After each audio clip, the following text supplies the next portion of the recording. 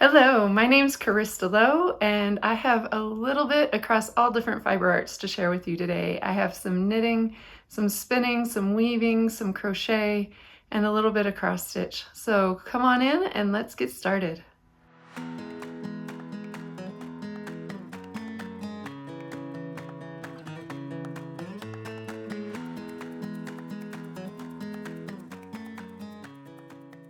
Welcome, fiber friends. I hope you've been doing well. I have lots of things to cover today. It's been a few weeks since my last podcast. It's the middle of March, which means in Cody, Wyoming, that means that the snow is starting to melt, although we still have snow in lots of places. And certainly southern Wyoming, I think, has way more snow than what we got up here. But it's beautiful. The days are starting to get longer. The sun is shining more. And I'm getting excited about planting soon. So actually today, later this afternoon, I intend to get some of my seeds started for my indoor seed starts. Last year we started them a little earlier, like February, and it just seemed too soon. So this year we're holding off just a little bit. Welcome to any returning viewers. Thank you so much for coming back and joining me. I love connecting with you guys this way. If you have been here before and would like to see more, be sure to subscribe and certainly like this video, because the more thumbs up I get, the more that I get to share with people. So that's fun for me. If you're new, welcome, and I hope you find something that you can connect with here, because I cover lots of different fiber arts and I'm a little bit ADD when it comes to my crafting. I like to try new things and venture into new areas on a regular basis. I find that it is really hard for me to focus on any one craft in particular, and as a yarn store owner, I find that it's helpful having some experience across all different fiber arts, because I have customers that come in across all different fiber arts and need help or have questions, or certainly I'm learning a ton from my customers as well, because they have such a wealth of knowledge in whatever fiber art that they endeavor in. We have a special episode today because I have reached 500 followers. How exciting is that? I love it. So certainly for today, that means that there will be a giveaway later on in the podcast. So be sure to hang out and see what I have to offer and possibly sign up for that giveaway. Some of the things that have been going on in my life, I have been settling into a little bit more of a regular routine. If you watched my last podcast, you know that I had a lot on my plate. I had holidays and birthdays and travel and just lots of things. So I was so thankful to get to March finally, where I knew that I didn't have as much going on. My routines are a little bit more predictable just at the moment, and that gives me a little bit of freedom and a little bit of maneuverability with my time. It still doesn't mean that I'm not, my days are still so full, and I'm still trying to find a good balance between working out of the house now versus working at home, and trying to find ways that I can make sure that I am accomplishing everything that's needed. One of the things that's going to be coming up here soon is that our third oldest son is playing lacrosse again this spring. Our boys had played lacrosse. Actually, all four of our kids have played lacrosse at some point. But we took last year off, and so we're back to a lacrosse schedule coming up. And that means some travel and some extra time, just spending time doing that. So I'm looking forward to that. But it also means a little bit extra on our schedules. So that's going to be a lot. One of the other things that I am so excited about is, and I should mention really quick for those of you again that are new, I own a brick and mortar retail store, a local yarn shop. And it's called Wyoming Yarn and Fiber here in Cody, Wyoming. And I had been working towards making sure that as I set up that shop and got all the inventory entered into my inventory systems, that I was making it an accessible e-commerce website at the same time. And yay, another huge accomplishment. We got the e-commerce site up and running. It is now available for perusing and looking at, and there's so many great things. I'm going to just do a little bit of a scroll through here.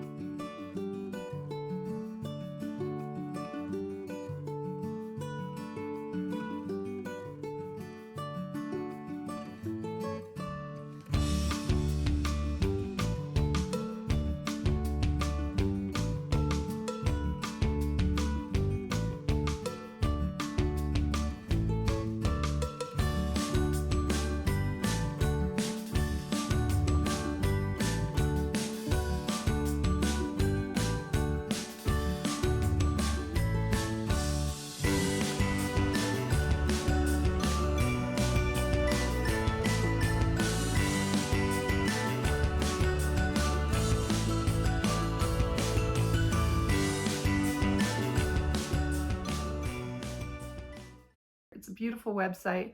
I've had a ton of help from Sherry Malik from Sweetbird Crochet. She is a tech editor, a virtual assistant, and for me, an all-around go-to just to help me out in so many different things, so many different pursuits. So it's fun to work with Sherry. She's been a great help to me. And if you ever need crochet patterns tech edited, or if you ever need any virtual assistance, I'd highly recommend her. So yes, the e-commerce site is open. And that means another element and another aspect of my business is taking off, which is so fun. You'll notice on the website, if you do start looking around quite a bit, that there's a lot of product that still needs images. That takes a ton of time. And so I imagine it'll be something that as we have time, we'll slowly continue to put images in where we can. And in the meantime, there's still lots of great products on that site to be looked through and purchased. So if you're ever on the hunt for some yarn or notions or fiber or anything of those sorts, be sure to check it out. Another fun thing that I had happen just last week is there is a group here that I'd known about for a while, but I just hadn't had time or hadn't made the time to meet up with them. But the textile artists of the Greater Yellowstone, they nickname themselves Taggy, is a great group of women at this point. I suppose it's open to men too, but I know it's mostly ladies right now, that get together on a monthly basis and they find ways to encourage each other in the textile arts.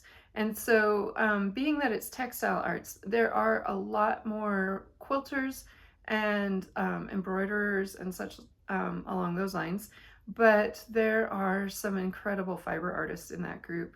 And I got the opportunity to go to a meeting last week, which was so fun, and just an opportunity to meet a number of those ladies, which actually a number of them have been my customers. So I've met many of them before, but getting to meet with them like this was fun too.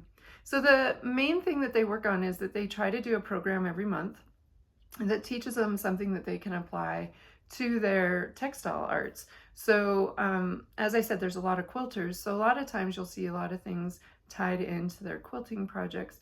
But the project for last month, or rather the program for last month, focused on junk journaling, which the way that they turned that into a textile art is of course using fabrics to do book covers or bookmarks or whatever it may be.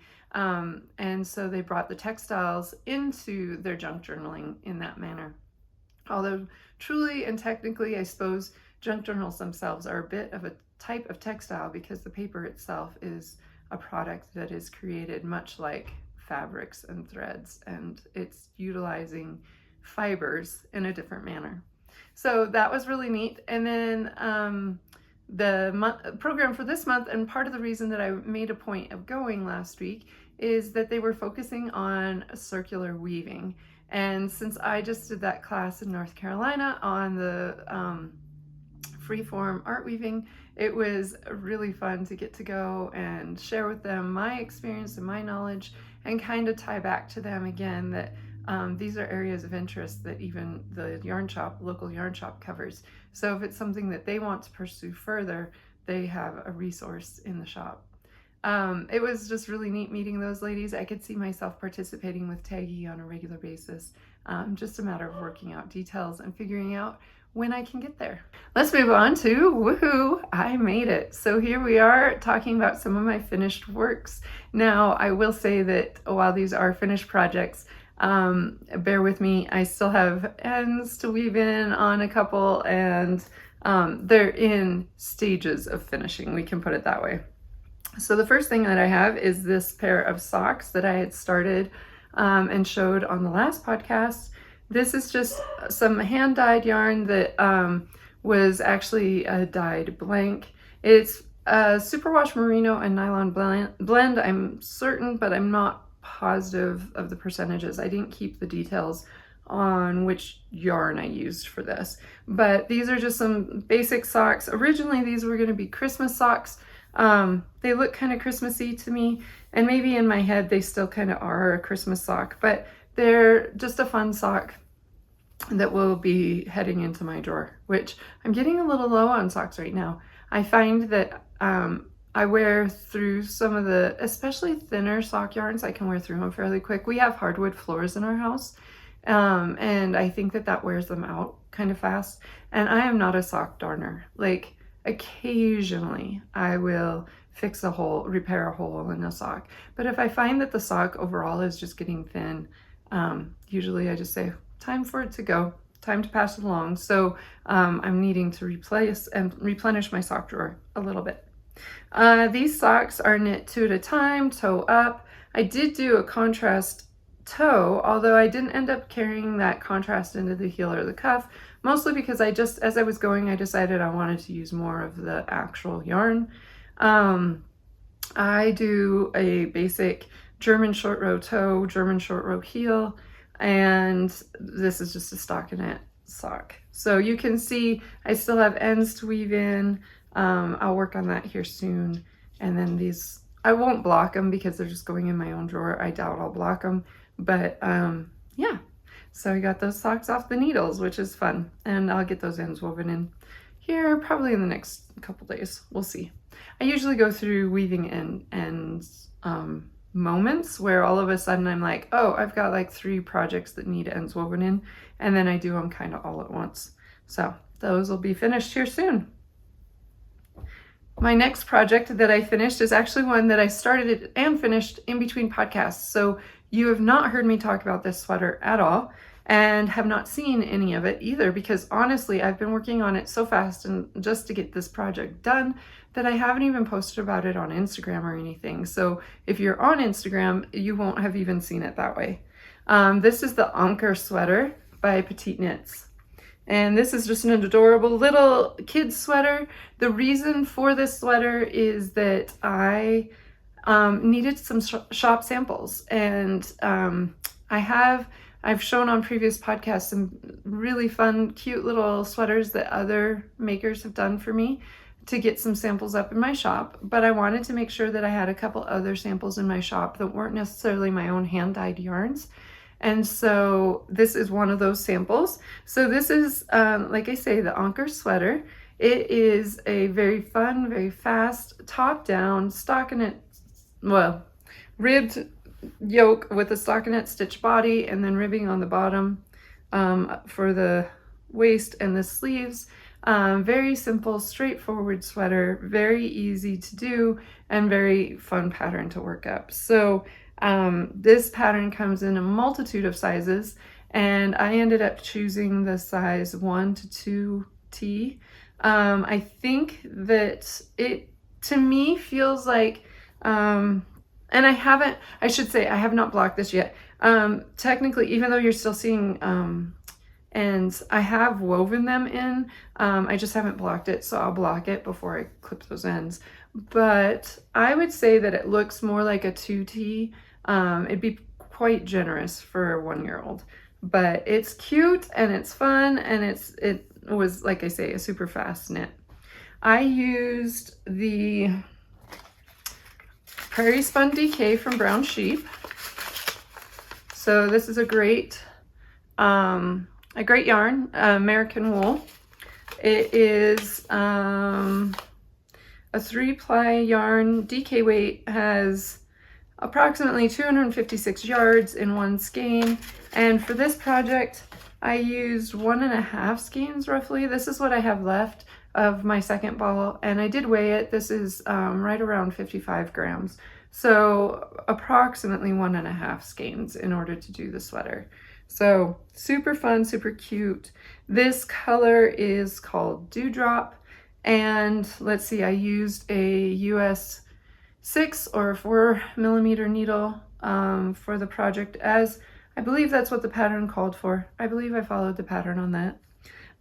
One thing that I would do differently, and like I said, I haven't blocked this yet, so it will get better with blocking, but if you're noticing, possibly the hem is wanting to flip up really badly with this yarn and this pattern, and I started looking online. There's a great tutorial, I'll try to remember to link it below, for Modern Daily Knitting, on how to prevent your hem from wanting to roll up like that. So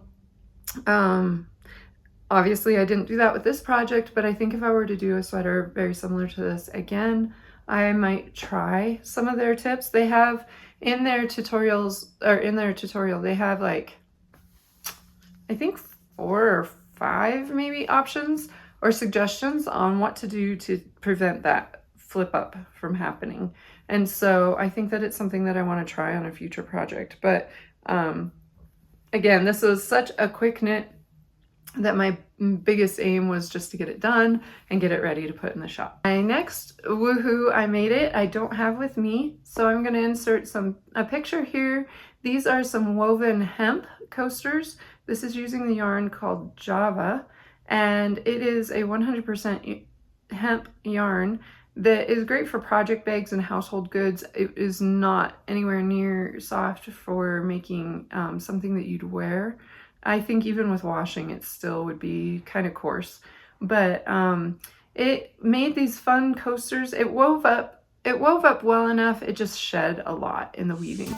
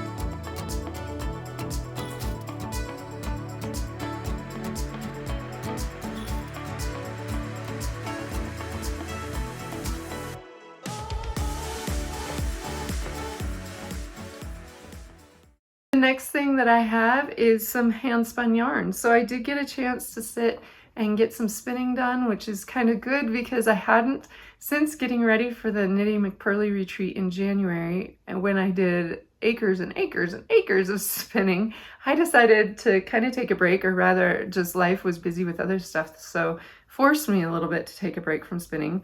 But my wheel had been calling to me for some time, sitting in the corner of the room, and so I finally got a chance to sit down and do some more spinning here recently. So let me show you some of these. They have some tags on them just so that I can get them marked on yardages, but I did some more coil spun, similar to the yarn that I had in my kits at the retreat. This one is about 15 yards of coil spun art yarn. Would be great for a weaving project. These will end up going in my shop, both online as well as my physical store. So they'll be on sweetmountaincrafts.com. So you'll see those later this week is my plan. Here's another one. This one, so these two are quite similar, but one just has a little bit more of a steely gray tone and one's a little bit more of a brown gray tone. But they both are very, very similar, coarse spun, a little bit of sparkle. Anyway, and this one was around, let's see, 8 yards of coil spun yarn, which if you're doing a woven like tapestry weaving or the circular art yarn weavings, I find that you can even have just a smaller amount. So 8 yards doesn't sound like very much, and to a knitter, it really isn't very much. 8 yards doesn't go very far. But when it's this really chunky coil spun stuff, 8 yards can go quite a bit of a way in a weaving. So really, I think 8 yards is a nice amount. Obviously, the size of your weaving, how extensive you want to go with it, would make a difference on that. But just for fun little projects, this size is a really good one to work with. All right, some more that I got spun up.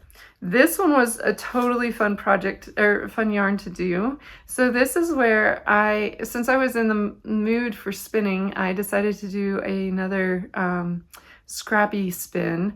And what I mean by that is that I took a bunch of fibers that had come actually from doing all of these coil spun yarns. I had random clumps of fiber from when I had cleaned off my drum carder, or sometimes fiber falls below.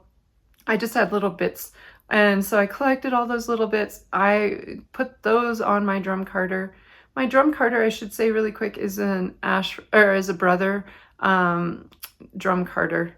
Oh, let's see. I forget the size mine is right now, but it is an electric drum carder. And I really like my drum carder. It's very useful to me, especially as an art yarn spinner. But so I took all those loose fibers, I put those in the drum carder. And then the fun part is that I'm going to open this up because it's just more fun to see it with the yarn open. So I took a bunch of like leftover scrappy yarns here, right there, you can see.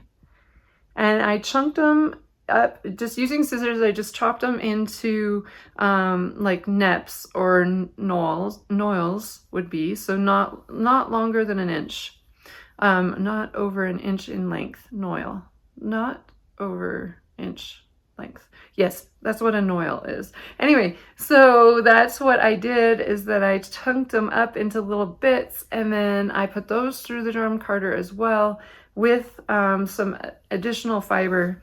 The white fiber is just some additional fiber that I put in there. That's some merino.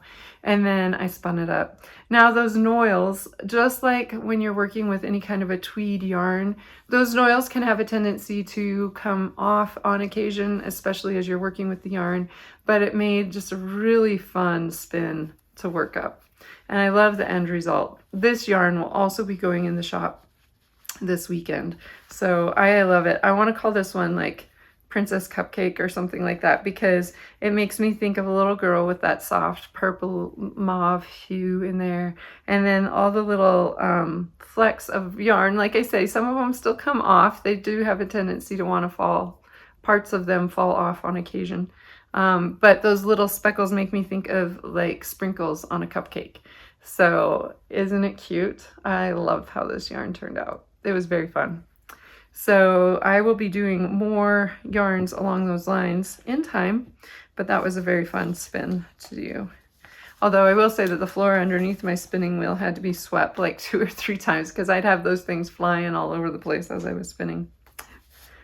Then I took the remainder of some of that purple hue that I had, along with some, I had previously carded, this has been a while back, that I had previously carded up some mohair and random fibers. I don't even know what all the fibers are, that I had carded up to do a hand spin. Actually, this is that yarn.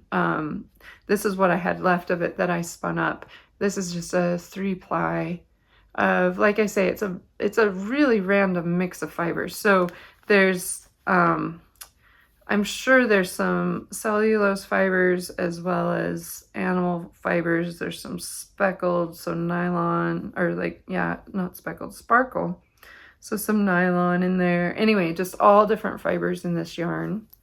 And since I had some of this still left over, it was just a single ply that I had left over from doing a spin last year sometime, I think. So I took what I had of that and put it with the remainder of what I had, this purple shade that I had in here. I had a little bit left over after I finished with this project. So I took those and applied those together and came up with this really fun one. And again, I think this is just a really cute, it's definitely more of an art yarn, because when you get a yarn like this, you could certainly knit this, crochet it, work it up that way. But because I'm uncertain of all the fiber contents in here, I wouldn't want to put it into something that needed to be washed on the regular because I'm not sure what the fibers would do next to each other. Or I would, if I was going to put it like into mittens or something like that, I would be sure to hand wash it. Just because I'm not sure how the fibers would act together. But it turned out to be a very fun, very cute hand spun. So this one's about 35 yards. And again, will be in my shop later this week. And then my last one was actually one that I'll see if I can find an image here for you. But it was some pineapple yarn from their Fiber of the Month Club that I had purchased last year. And then also blended with some of my own hand dyed. This is all superwash merino with a little nylon in it. And it's still slightly damp because I had just wet set it last night, or just finished it yesterday and then wet set it overnight. So it's still a little bit damp, but it turned out very fun. It's wild colors. As I was spinning it, it made me think of stick candy for sure, with all that barber pulling and all that blend of colors. Just made me think of something like stick candy. This one, as I said, is a superwash merino nylon blend. I do know that for certain that all of these are a superwash. So with that, this could be easily worked up into a project that would potentially go into a machine. Now, because it is a fairly chunky spin, let's see if I can show you. There's some parts that get quite chunky. Here we go. I would say that I would be prone to wanting to still handle it a little bit gently, just because those chunky areas can get worn faster. They just look a little bit tired faster if they aren't handled very gently. So I'm going to go ahead and actually just leave that hanging because it's still damp and I can feel the dampness in it. So anyway, those were some fun spins and some fun finishes, even though they are only to the yarn state at this point and now are going to be waiting for their next debut in a project of some sort, hopefully. Let's look what I have going currently on the needles. I think these are all on needles too, surprisingly. For as much as I crochet, I don't have a current crochet project. I have one coming though. We'll talk about that in a little bit. But all right, so first of all, I wanted to look at my Merrimack shawl. I have not made much progress since the last podcast on this because if I sit down to work on this shawl, it's a beautiful shawl by Valerie Hobbs. If I would sit down to work on this in the evenings when I'm tired, I make mistakes. And so then I'm ripping back and trying to get started all over. So I have not made nearly as much progress on this shawl as I would like to have thought by now. But it's working along and it's beautiful. And I know I'm going to love the finished shawl because I don't have any shawls quite in this color. And yet these are colors that I love and wear often. So I know that the finished product is going to be well worth it, but in the process, I am finding that it's not my first go-to project, especially if I'm tired. So that's the Merrimack shawl, and the yarn on this is by Songbird Yarn and Fibers, and it's European Starling. So this is their sock base. It's an 80% superwash merino, 20% nylon, fingering weight yarn. And with this shawl, I should say, with the Merrimack shawl, I chose with this yarn especially to go down, let's see, 2 needle sizes. She had recommended a US 6 or 4.0 millimeter and needle on this, and I am on a US 4 3.5 millimeter. It just was feeling, I wasn't liking the fabric that I was getting with the size 6. So I have gone down 2 needle sizes actually, but I very much like the fabric, and we'll see. It might not make a very generous size shawl, but that's okay. I wear them up around my neck more like a scarf anyway, and so it's okay if it's a little bit more of a shawlette rather than a full-size shawl. This is being held in this great bag by No Knits.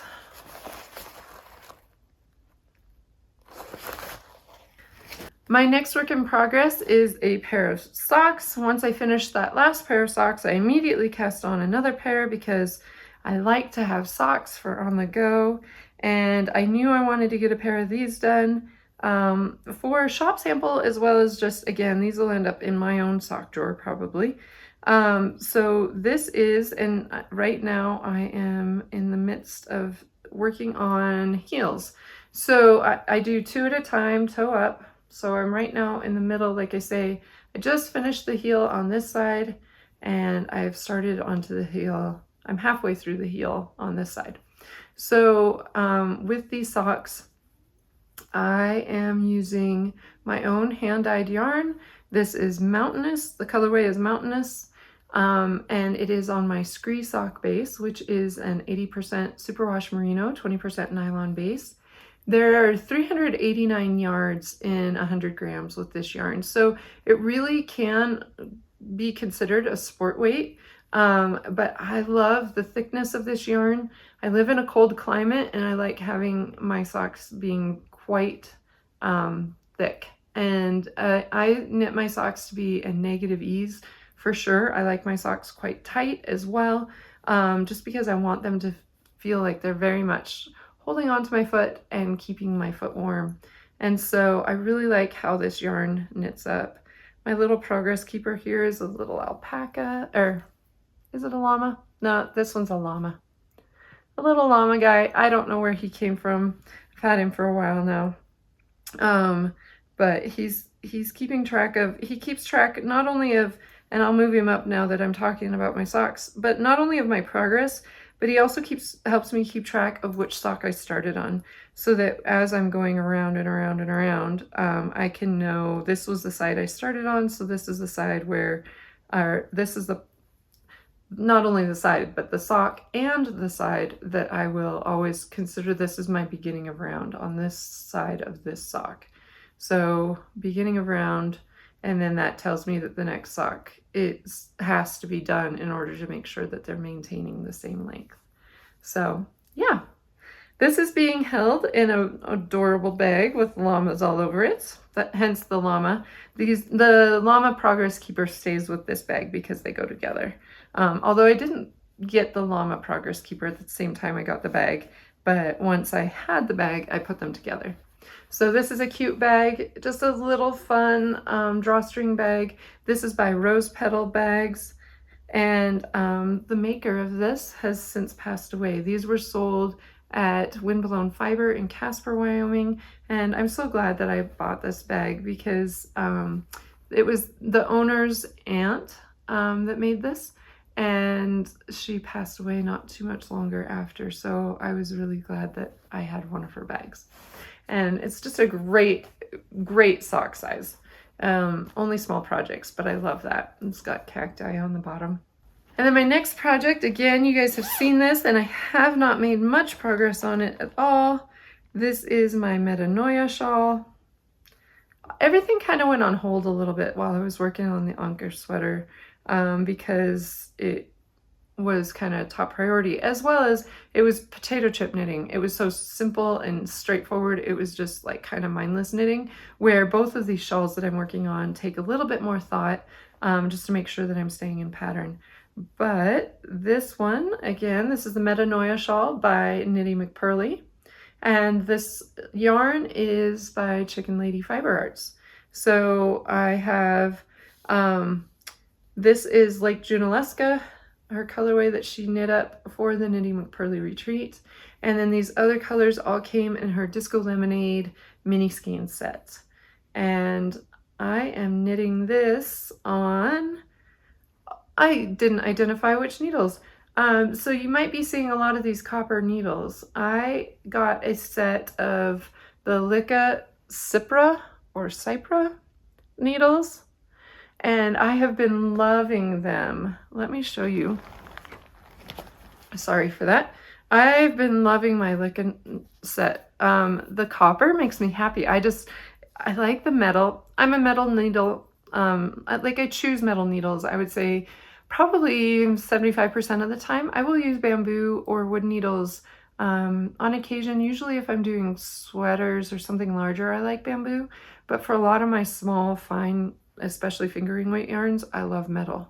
And so when I pick these up, and especially with the blue of this fabric or the Merrimack shawl, these are all being knit on these beautiful copper needles because I just love the look of them.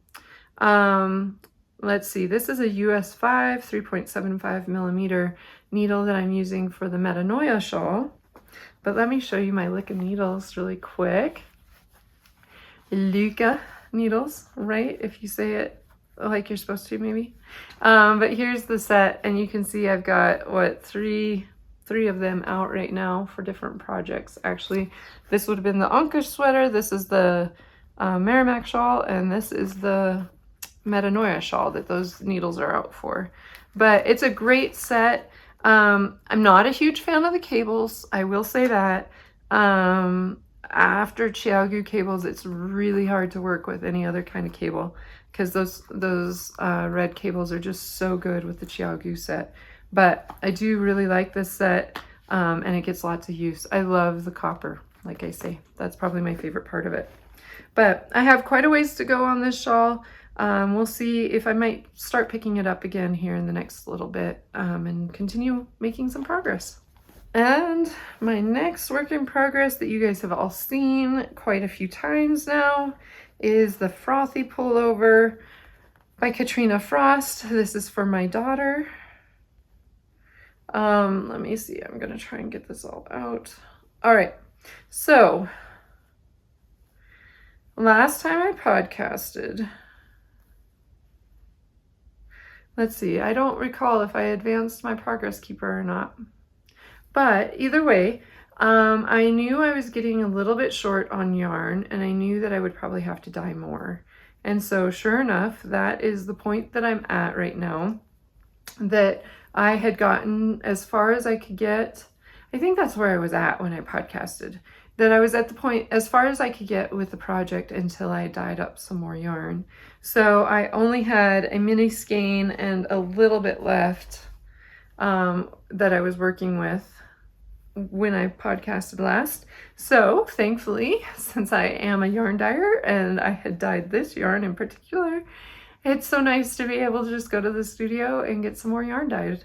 So this was my dye job that I got done. I was mostly nervous about the fact that it can be hard to match, obviously across dye lots, and this would be across dye lots. So I was a little nervous about them matching, and while it was still in the dye bath, I was totally thinking they were going to come out too dark, and in the end, I think I achieved what I needed to, so I ended up doing 2 more skeins. I doubt I'm going to need both of these, so I only caked up the one to start, but you can see this is Lush Woodbine on my slope sock base. Actually, this is a base that has been a pretty prolific base in my shop, but one of the companies that I get this base from is discontinuing it.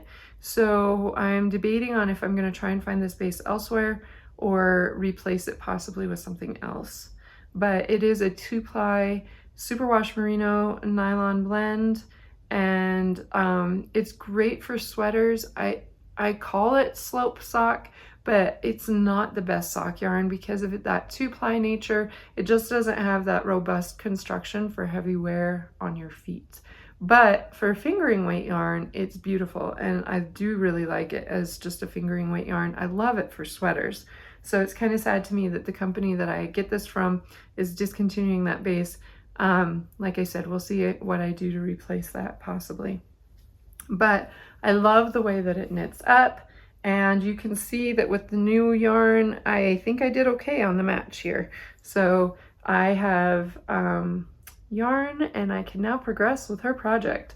So my plan is that I will use this as my March to the Finish project so that I can finish up this sweater in the month of March along with Pandemic Knitter. Hi Beth, if you get to watch this podcast, hopefully I'll get to join you and march to the finish with this sweater specifically in mind. I've had this project in the works for so long now, with having started it last year, frogged it last year, and restarting it this year. It's time to get this sweater done. So I will be making that my priority here in the next few weeks. The last work in progress that I want to focus on briefly is some cross stitch that I'm doing. I have not been an avid cross stitcher over the years, although cross stitch was probably the first fiber art that I learned as a child. It's a fiber art that my mom loves. My mom is an avid cross stitcher, and so she passed that interest on to us kids when we were young, and I love the cross stitching that I've done, although it's not my first go-to project most of the time. But I found that first of all, for my shop here in town, I am the only needlepoint cross stitch embroidery supplier in this region, or in this area. There's another small store in Powell, which is just 20 minutes away, and they carry some supplies too, but not nearly as much as I do. So I have a lot of cross stitchers, and I really enjoy getting to share in their passion for that by also doing some of it myself and working along with them. So right now there is this great pattern called Strawberry Fair. This is a design by Robin of October House Fiber Arts.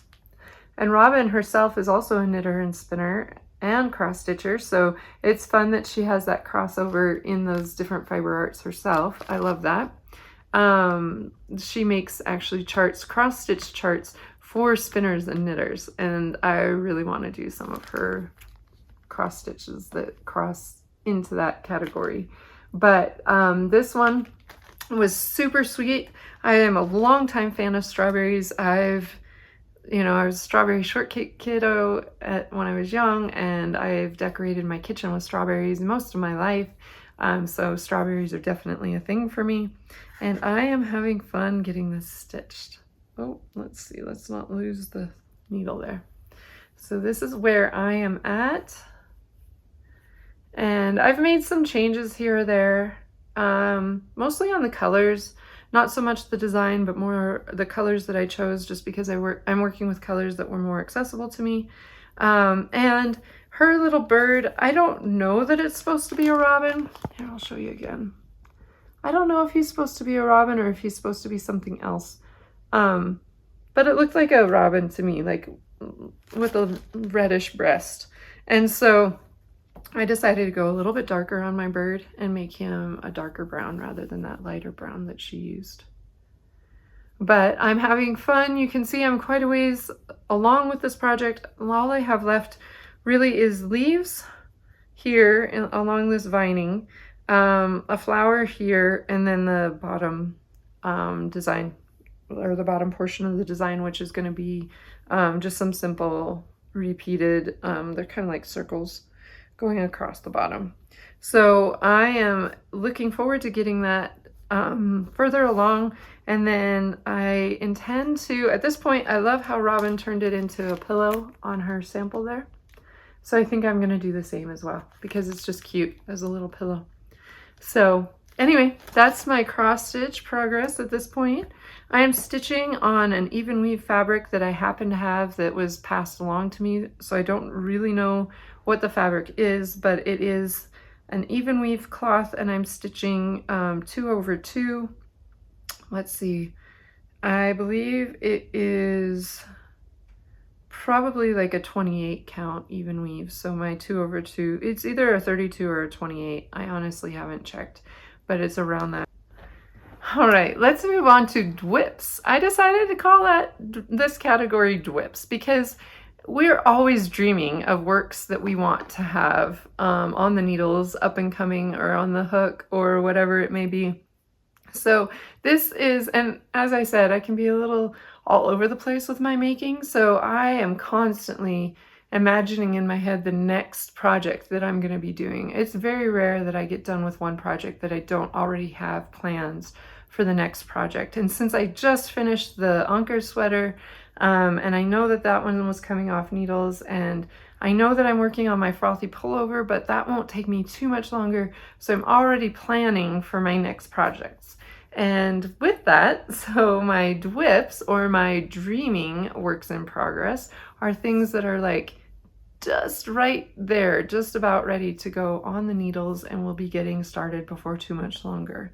So the first one that I have, I'm going to be using 2 yarns held together. This is Cascade Yarns La Merino, which is a 50% llama, 50% llama, 50% merino wool. It is so soft. It is a baby llama, and so it makes it super soft. And this is just in their, let's see, it's ecru colorway. So just a natural creamy color. And that is going to be held double with Lana Gatto's Mohair Royal. And this is their ecru colorway. And this is a mohair nylon blend. Let's see, it is 80% kid mohair, 20% nylon, and it's just a beautiful cream color as well. So these are going to be going together in a sweater, again, for my daughter. I picked out the sweater pattern, and I wanted it for myself, but the story is, we went shopping for her recently to buy shoes for my kids went to a dance this last week, and my daughter needed shoes to go with the dress she was wearing. So we went shopping for shoes. Happened to also look at some other clothes. She found this fun faux suede skirt. It's in kind of a camel color. And it's super cute and it fit her so well. And I said, you need like a cream colored sweater to go with that. And just kind of a chunky or like a full sweater. And so I had already purchased this pattern to knit this yarn or knit this for myself. But here's the pattern. It is the first cardigan by Hive Knits. And I, as I said, wanted to make that for myself. But because it was on my mind and I know this style of sweater or cardigan would be so adorable with that skirt, I couldn't resist the idea of going ahead and starting one for her. So she'll get one first and we'll see how it goes from there, and then possibly down the road I'll make one for myself. But I'll be starting that as soon as I get the frothy pullover finished for her. I'll start working on this cardigan. So I'm super excited about that. I love the design on the cardigan. It's kind of a ubiquitous design that we're seeing a lot of places right now, but I looked at a number of different designers and patterns and the overall shape and style of the pattern. And I chose this one from Hive Knits because I really liked the overall appearance, the way that the sleeves feed into the body. The body is a stockinette stitch. I liked the bishop sleeve, is that what they call the sleeve that just comes down straight and then narrows just for the wrist. There was a lot about this pattern that I really liked. So I'm looking forward to knitting that up for her. My next DWIP, or Dreaming of Works in Progress, is also caked up, or at least part of it is caked up and just about ready to go. This is my yarn that was from my Sock Adventure kit set for February. And if you're not familiar with what Sock Adventures are yet, I'm going to be explaining more of that in just a moment. But this was my Wine and Truffles set, and this happens to be on my Plateau sock. So this is a merino cashmere nylon blend. This is a fingering weight yarn, and I love the way this color came out. So it is a very rich burgundy, and I love how this color dyed up. And then it has the coordinating chocolate truffle skein that goes with it. And I'm going to be using this in the pattern Out Cattin' Around. This is a shawl design that I've knit before and makes just a really great scarf shawl.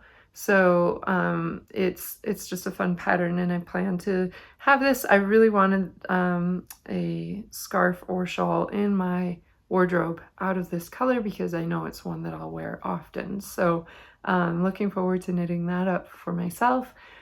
Probably once I get a little further along with Merrimack or the Metanoia shawl. I don't know that I'll try and cast this on until I get further with one of those, but I'm looking forward to starting that before too long as well. So let's talk shop news.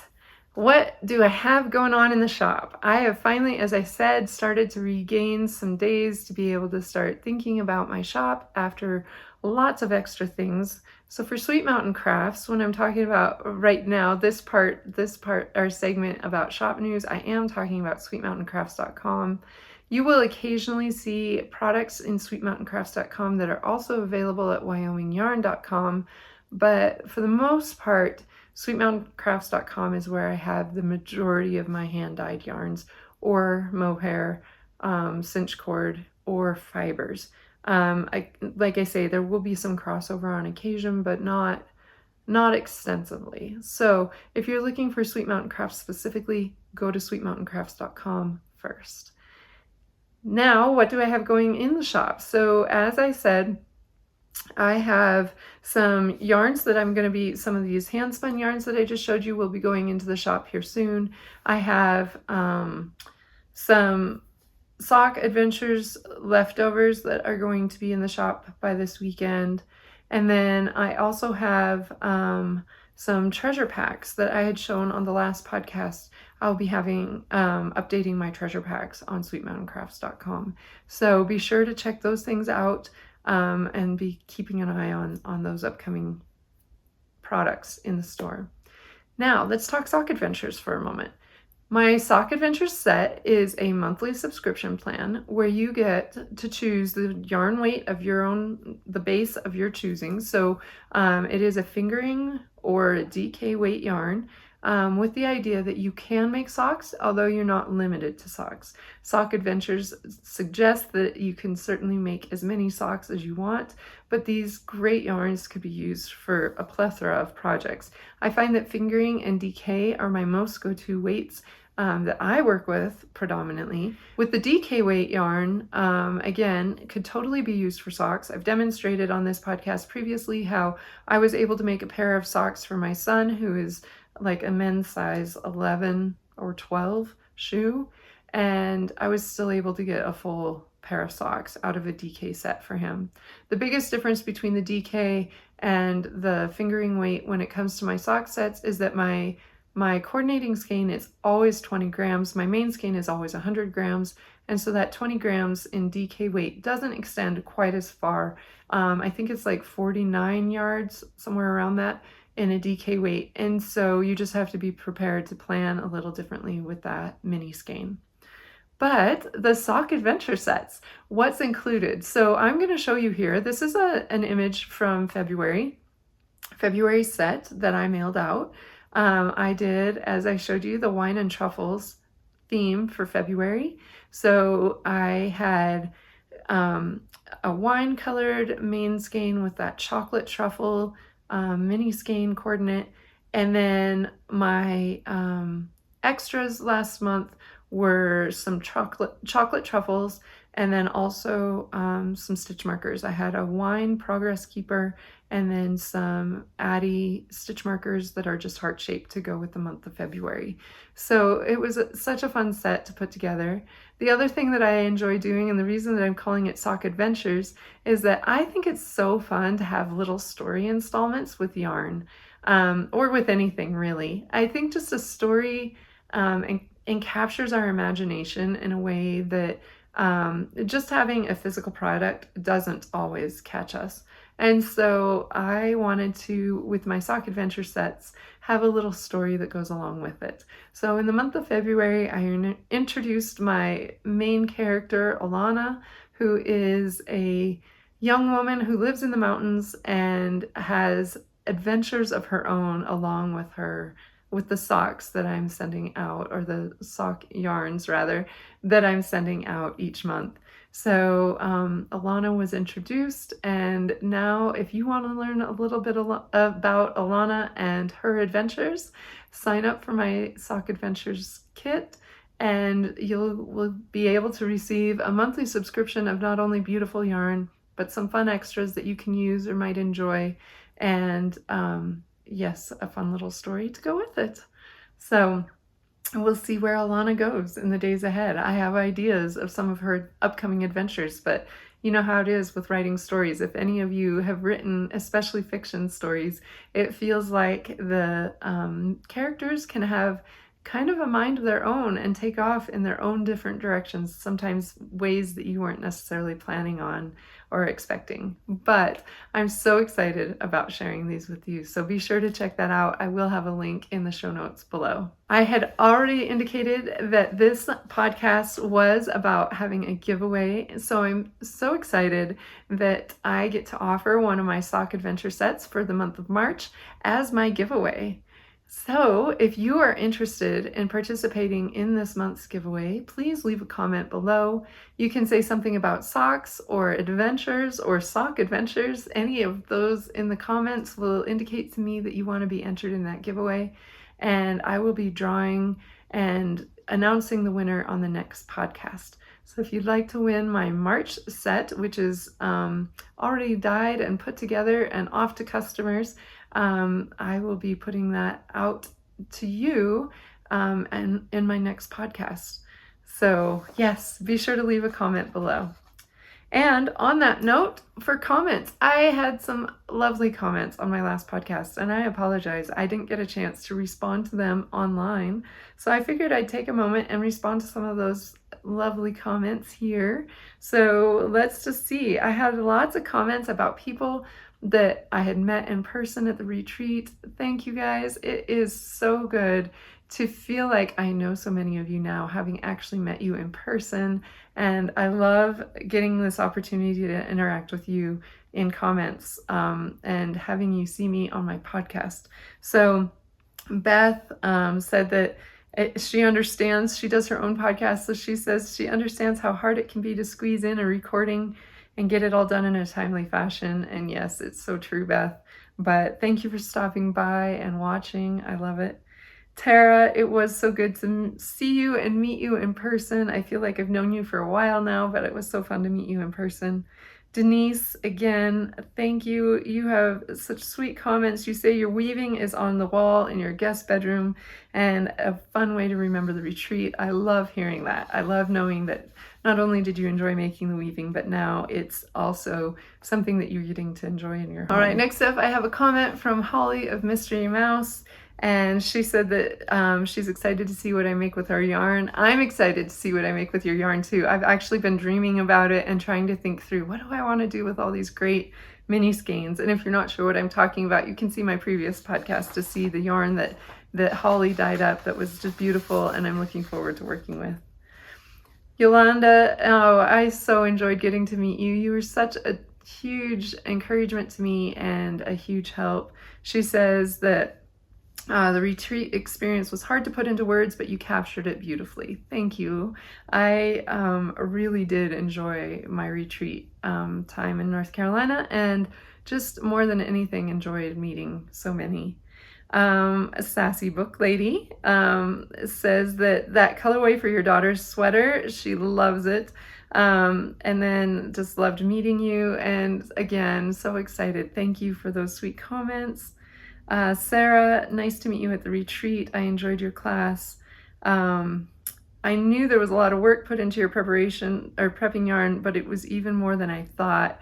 So very fun. Thank you, Sarah, for letting me know that it was helpful for me to podcast about it so that you guys could see even further some of the work that went into making all the art yarns for the retreat. Jessica says, congratulations on hitting 500 subscribers, because I had just hit that point at the time of my last podcast. Thank you, Jessica. And then I think Anna has gotten us all hooked on opal yarn. I so agree. I think that's very true. And she also has the Nancy Bates Knitting the National Parks book, which is just a beautiful book. And again, something that I'll be working with quite a bit this year, hopefully. And then Ray, it was again a pleasure to meet you, and I loved getting to get one of your bags from you in person, and it is definitely here in my pile of bags, and it'll be with one of my current works in progress here soon.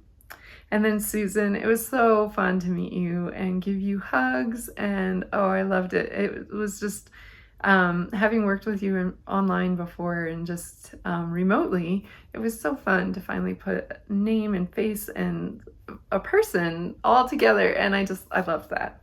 So definitely do make a memory book if you get an opportunity. She says, if I ever get to go to another retreat, I'm going to try to do the memory book like you did.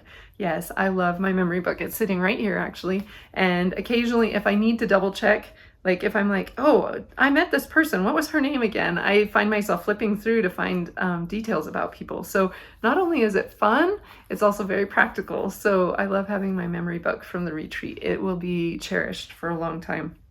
And then Sharon, the retreat was so much fun. I'm so glad I got to meet you and love your idea of the little notebook with the pictures. Love interacting with people online that we've met in person. I agree for sure. And now we can say they're friends. Oh, and then she asked for, you made the pattern that you worked with for the crocheted squares. Can you point me to that pattern, or did you just make it up? So the squares that she's talking about are actually, let's see, there's right here in this bag. Sorry, Sharon, let's see. Here is a square. It's the twinkling. Oh, I forget this pattern name all the time. You'd think that I'd remember it after so many times of writing show notes. You'd think I'd actually keep it in my head. But let's see if I have it right here. If I don't, I will put the name, I'm just going to put the name down below, but this is the square that she's talking about that I was making, these little crocheted granny squares, and I will put that right here. And then also in the show notes below, you can find a link. It's on Mezzacraft, and it's a free pattern. So it's like the Twinkling Granny Square or Twinkle Star Granny Square or something along those lines. But yes, anyway, information here and down below as well. So it's a very fun, very fast granny square. So thank you for those great comments. Please do be sure to leave me comments. And like I say, especially this podcast, because you can be entered in the giveaway. Right, now I'm going to take just a moment to look at some recent acquisitions that I've added to Stash. I have not added a lot of yarn recently, just because I did so much yarn purchasing at the retreat that I wasn't planning on adding a whole lot more, but I have continued with my Yarnable subscription. So for the month of March, we received these fun green and aqua skeins. This is called Rest, Relax, and Recharge, which I think is a great name for this colorway. It's just, yeah, it's just very fun. So I really like the yarn here. That's Cheryl from Hypnotic Yarn, did a great job. Along with that, she put in some really fun extras. I'm trying to see if I've got them all. I think these are all of them. Anyway, here's a Swedish dishcloth with yarn balls on it, which was really fun. That'll be going in my kitchen right away. And then there's this tropical travel pack, which has shampoo, conditioner, foaming salt scrub, and a face mask, all from Bella and Bear. So just a fun travel pack of goodies that went with this set. So this was all a set in the Yarnable subscription for March. I don't intend to keep my Yarnable subscription much longer. I enjoyed getting some fun things and checking out what Cheryl did with her subscription plan. But yeah, some really fun items this month. Next, I got a fun surprise in the mail. So this was a little project bag that Cheryl from Wise Owl Knits sent, and this was completely unexpected and a total surprise. So thank you, Cheryl. That was so incredibly sweet. And in it, well, first of all, I believe she made the bags. I am pretty certain she made the bag. And isn't it cute with owls all over it? As I said, this is from Cheryl of Wise Owl Knits, so it's fitting that she has these project bags with owls. And so again, this is a perfect drawstring bag for sock projects or a small project on the go. She has a fun little assortment of stitch markers and a couple progress keepers on there. Just some bulb stitch markers. And then inside, she put in a note for me. Thank you very much. Isn't that cute? And then also she included Cedar Hill Farm yarn from Kia, and it is Drifter, which is a single ply fingering weight in the colorway Twilight Beach, and so much fun. This is actually a really unique blend. It is 90% merino with 10% linen. So unique.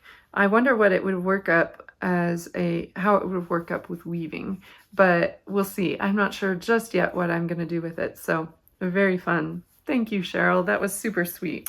My next acquisition is actually something that I picked up for myself at one of our thrift stores. So whenever I go to thrift stores, if I find handmade crocheted or sometimes hand knit or hand embroidered items, lots of times I'll buy them because I love the fact that someone took their time to make this. So here is this great, I think it's like a table scarf because it's double-sided. It's about 4 feet long. It looks like a table scarf, but on each side is the same design, same pattern. And it's just this really pretty, very fun floral. It's very springy feeling to me, especially with the blue. They kind of look like forget-me-nots in there. And so I'm planning on repurposing this as some decoration for my shop for spring. I'm going to be doing a whole spring decoration at the shop. And so I'm going to be using this for that. But it's just really pretty. It was, imagine this, guys, it was $1. So someone's hard work, and it was so cheap and so beautiful, just really fun and beautiful. So I'm looking forward to putting that at my store and just having it as just a pretty sweet spring decoration. I know nothing about the story on it at all. There's no markings, no initials, no suggestions of who might have done that work, but I love it. Then the next thing I have acquired a stack. We'll look at some of these of either, well, they're all free to me, but books. Some came from a customer who was like, I just don't need these. Would you be interested? Some of them came from, at our library, we have a free section where if they're not really books that can go into the regular circulation of the library, or if they are maybe books that are out of date, like they're just worn out, they're outdated, they're not getting checked out, whatever, they will take them sometimes. First they have a sale room, and then sometimes they'll even leave the sale room and go into the free racks, I guess you'd call them. So these were some things that I got from the free rack. So this first one is actually all in French. I'm not even going to try to pronounce it because I do not speak French, but it is stenciling. And it has lots of information for stenciling. And since the whole book is in French, so I can't even read it. Like I say, I know enough Latin base that I could maybe figure out a few of the words here and there, but I can't properly read it. But it has some really pretty stenciling ideas. And my main reason for getting it is that I want to do some more punch needling. And I'll explain that more on a future podcast, but some of these designs would be really fun as punch needle designs. So let me show you. Each of the designs is then charted and drawn out to where it'd make it really easy to enlarge them. And so my plan is to take some of these, like the hyacinth, they're really pretty there, or I really like, they have strawberries. Let's see, one of the pages, I don't know. They have strawberries again, shocker that I liked the strawberries. But anyway, they just had some really fun charts. Oh, here's the strawberries, right up here. So I plan to use this more of a design idea. Look at those pretty irises too, aren't those nice? But it was a free book, and like I say, even though I don't speak French, I speak fluent craft. So that works, right? Also in that free bin at the same time, there were some Celebration Crossstitch magazines. So I picked up a couple of these. While there's not a lot in these that I would do, there's a few projects that caught my eye. And so I could see myself doing, let's see, what was the one in here that, oh, this one.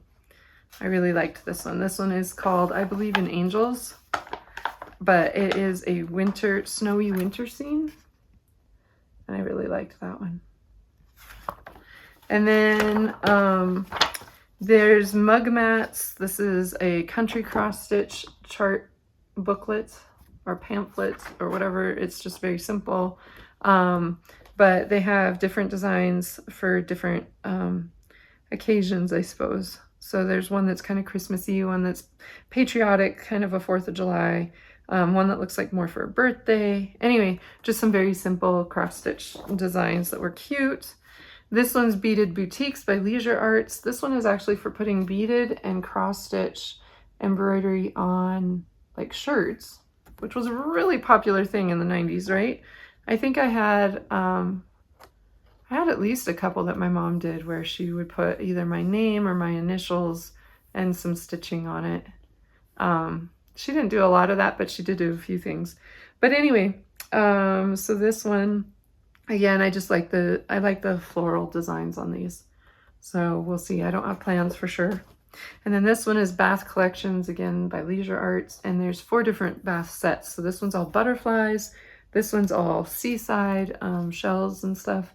This one is very 80s floral, butterflies, hearts, birds. And then there's ducks. So definitely dated. You know, this booklet cost $4 at Target at one point. So these are definitely dated, but fun designs that can still be pulled from for sure. Then also I found this, and this kind of cracked me up. This is from Yarns Brunswick, and it's called Moonbeams, and it's using 100% mercerized cotton. But I just like looking through the old fashions. So it kind of like makes me laugh. Seeing some of these old fashions and designs. But I did like, and this book is kind of a little bit, I don't know, it's got something on it, kind of gross maybe, but I like this one. I thought this was kind of cute. I don't know that I'd do it with the stripes and all, but I like the cardigan, like the twin set, with the cardigan with the tank underneath. And like I said, I don't know that I'd do it with stripes like this. But it was cute anyway, and it's a free pattern. So pick that one up as well. And then this book, 2 Sticks and Some String, was actually one that was passed along to me from,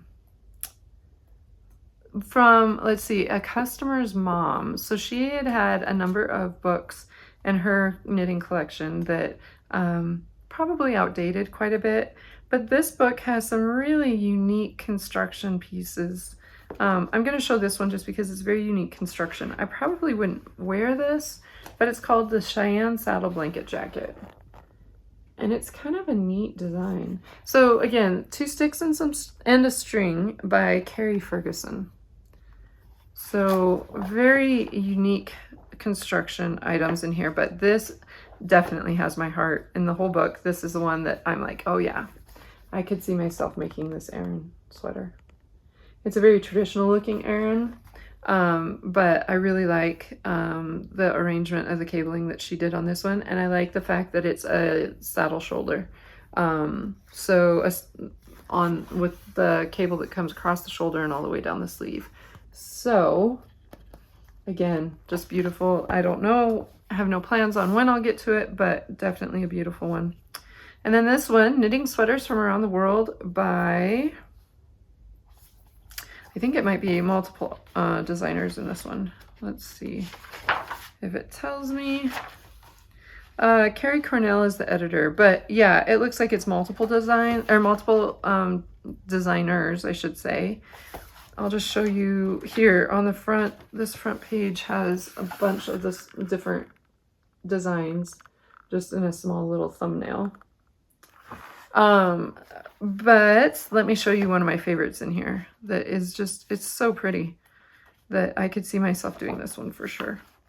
This is Icelandic Fimbordals sweater by Helen Magnusson. So this is just a really pretty, it is knit using Let Lopi. Yeah, it's all Let Lopi in this, which I don't know that I'd use Let Lopi necessarily, but it's just a really pretty sweater. So this one is not as dated. This book is not as dated. Let's see, it's probably in 2000. What's the copyright on it? 2012. So yeah, it's not as old by any means. And there's some really pretty sweaters in here. Some really pretty color work. I'm going to show you one more. This one intrigues me. This one is a Bulgarian Roses and Tarja cardigan by Donna Drakunas. Isn't that pretty? So anyway, I won't go through them all, but this is by Voyager Press and knitting sweaters from around the world. And it just highlights sweaters from different countries. So some really fun ones in there. And then this last one definitely cracks me up too. This one is a fun one to look through. It's Elle Knits, again, from that Mother's collection of knitting books that was passed along to me to look through. And there are 50 exclusive designs from France. And again, there's not a ton in here that I would, although this first one that's on the inset is pretty. Isn't that a pretty top? Just a simple cable top. I could see myself making that maybe. Some of them are just standard, fairly basic pattern. That's just a pretty basic drop shoulder sweater pattern. There's some kids patterns in here.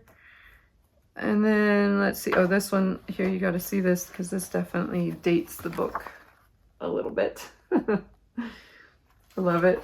Love it, love it. Definitely like a Debbie Gibson style going on there.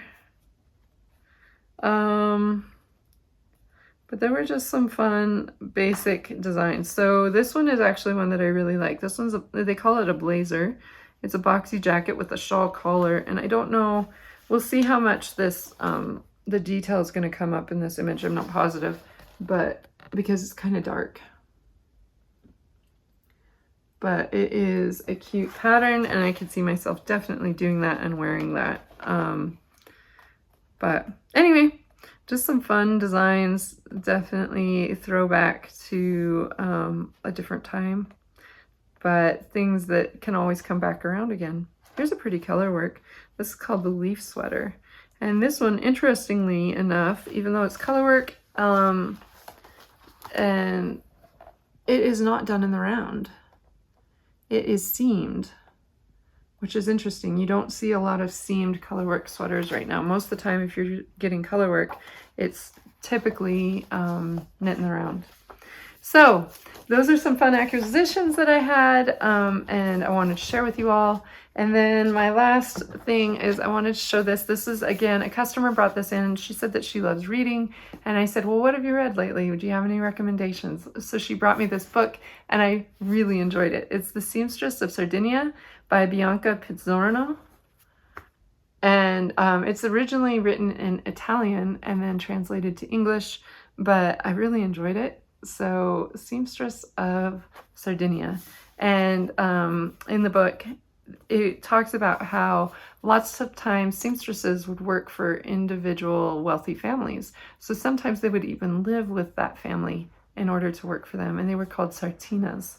And anyway, it's just a very intriguing idea because they would work on very delicate fabrics and with laces and all kinds of details that a part of history that I've not really looked at or studied, and in the form of a fiction novel, it was very enjoyable to learn about. So definitely recommend that book. All right, I think that's all for today. Thank you for hanging out with me, any of you that have, and I hope you have a wonderful day, and I will catch up with you again before long. Bye-bye.